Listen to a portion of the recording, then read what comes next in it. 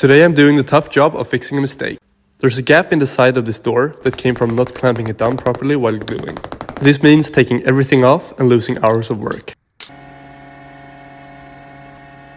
Here I am taking a light pass, just prepping the surface. I had to buy new wood, mill it down and prep it for gluing. This time I'm using hard oak and a lot of clamps to get good pressure.